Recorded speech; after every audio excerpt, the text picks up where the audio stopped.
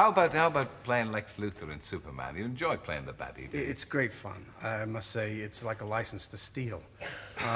Almost anything you do is going to be okay because he's a kind of a flamboyant character and deranged and all the things that actors love to play. It's the best part in the movie, really, I think isn't so, it, Lex yes. Luthor? I wouldn't play Superman for anything. You don't envy Christopher getting into the cape and... Well, he uses my body, of course. Of course. Of course. That's, public knowledge.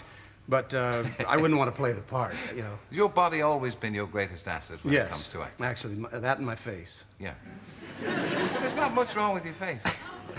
Do you enjoy doing comedy parts? Because, as you say, because of your face, your physique, you tend to play the heavy a lot. Yes. Actually, I started in the theater on Broadway. I did 7 Broadway plays, all of them comedies. Light comedies, very light. I mean, they wouldn't allow them these days. They would be something you'd see on television.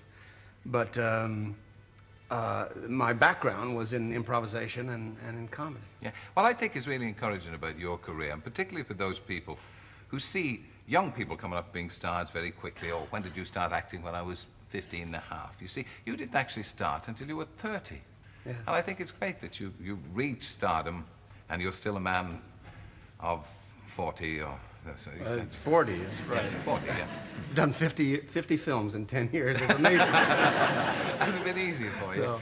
No, but I mean, what did you do in those 15, maybe more years when you gave up school and you decided... Did you always want to be an actor? Well, I did secretly. I didn't want to tell anybody because I was ashamed. I thought maybe that was something that lightweights did. And actually, I got into the business because I thought it would keep me from working, and it was a way to meet girls. And it hasn't worked out that way, though. But it's a lot of hard work, actually. But that's so true. So many people do go into acting for that's a way to meet all the good-looking girls, yes. isn't it? Would you have them fun? Elderly ladies at this point. Well, not all that elderly. It's funny that I never had any large goals as an actor. All I wanted to do was work. I loved it so much that I wanted, I'm off Broadway and then a small part on television maybe, and then Broadway, and that all kind of happened. And then I from a Broadway show, I was cast in a film called Lilith that Warren Beatty and Gene Seberg were in, and Warren then remembered me from that and gave me a part in Bonnie and Clyde. And that was really when the bandwagon started That's to roll. right, yeah. But before that, you'd had hard times in New York along with Dustin Hoffman and Robert Duvall. We were all buddies together. Dusty and I had gone to Pasadena Playhouse together, and then we became great pals in New York. Did you ever confide in each other what your great dreams were? Do you ever, when you meet now, say, well, it worked out? I think our great dreams were just to keep working, just the tiny jobs, just the anything. Bobby Duvall and I used to go around terrified that we would get a job, but terrified to meet the agents, and we had our 8x10 glossies with all this made-up stuff on the back of them. We hadn't done anything, and we would go knock on doors and slip our resumes under the door and run like thieves. I don't know what we expected to get from that, but it was amazing how things do work out.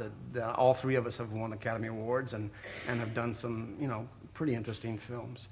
The major role that won you the Academy Award was, of course, Popeye Doyle in The French Connection. Yeah. And you may not ever do anything better than that. Well, thank you. Because you did. No, well, I mean... Do you know something I don't know? Maybe. I mean it as a compliment, of course, and to win an Oscar for it. Was there a great deal of yourself in that? Actually, at the beginning, very little, because I was pretty much over my head. Matter of fact, the second day of shooting, I had asked the director to replace me because I just didn't feel I could do it. I was popping these guys in the mouth and playing this tough guy, and it was real tough. I had never played a role quite that demanding, and after a while, you punch somebody long enough, you get kind of used to it, You can quite enjoy it. Yeah. So I kind of came around a bit. Yeah. Now you're one of the few people who started as a character actor and then went to stardom as a star role.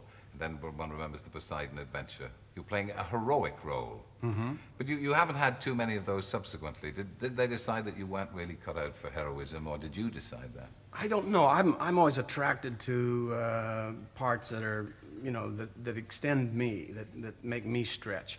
And I don't know that there's anyone that decided that. I suppose you do what you can do. You're cast pretty much close to type in films. Do you do it for the art or for the money? Absolutely art. The money comes secondary.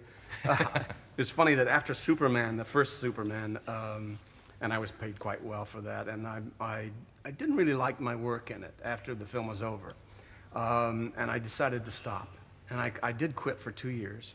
And then when I wanted to come back to work, it took a long time to get a job. But I've decided since then that one can do those things where you're paid money, obviously, in a big budget film, and you're paid to bring a kind of a life to it. And it's kind of fun. It really is. One gets used to that bigger than life attitude about that kind of role in Superman. I really enjoy it.